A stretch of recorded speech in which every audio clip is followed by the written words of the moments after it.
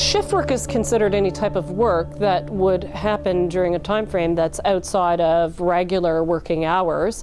And regular working hours is, I think, something that could be variably defined, but usually implies a time frame during the day between 6 a.m. to 6 p.m.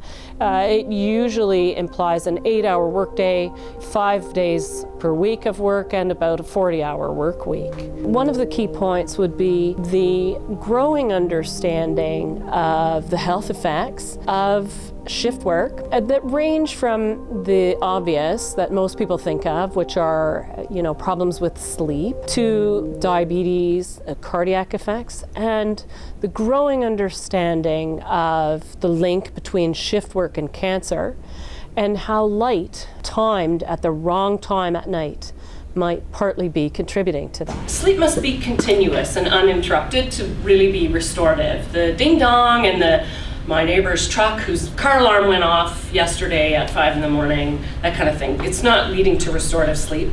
So one of the most concerning things, I think, about shift work is that we need to pay attention to how it contributes to cancer. Our understanding of circadian rhythms, melatonin as an important hormone in regulating our body rhythms and its relationship with light, and how those factors are starting to help us understand growing literature that shows, particularly among cohorts of nurses, among cohorts of flight attendants, how shift work and circadian disruption can lead to potential cancer.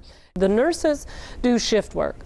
The flight attendants and pilots have circadian disruption through their long-haul flights to different time zones, which leads them to have jet lag. Maybe not really what we would consider shift work, but certainly a circadian disruption.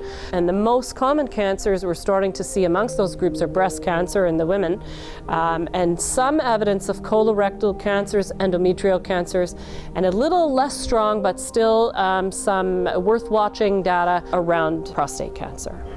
What can we do then to help these people that are shift workers? Because as you know, we live in a 24-hour society, and shift work is part of the daily lives of at least a quarter of our population, if not more. Many of them put up with it, but don't tolerate it as well as they would like to.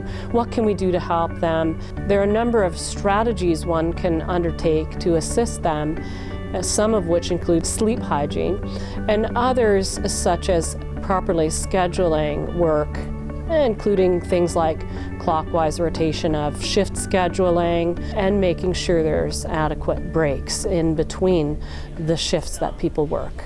Let us talk about circadian rhythms. There's an interesting phenomenon that happens, and it's sort of like a natural study. Daylight savings time occurs seasonally, but causes us to shift the clock forward or back.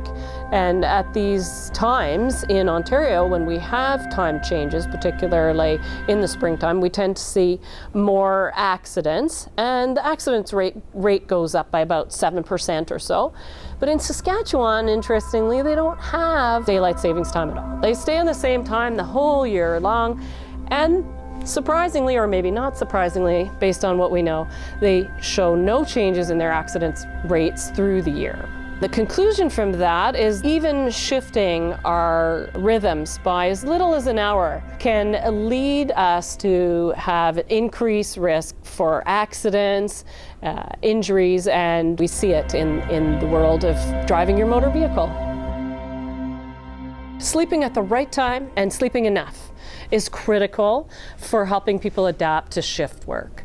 And one of the strategies for that, aside from sleep hygiene, and sleep hygiene relates to keeping your bedroom dark, not exercising strenuously right before you go to sleep, turning off the phone, those kind of things, removing disruptions, is whether or not appropriately timed naps can be useful, of 20 minutes or so. Now, longer naps, which cause sleep inertia when you wake up, maybe not such a great idea. And the reason is, we all know when the buzzer goes off and we want to wake up and we're too tired to do that, we have what we call sleep inertia.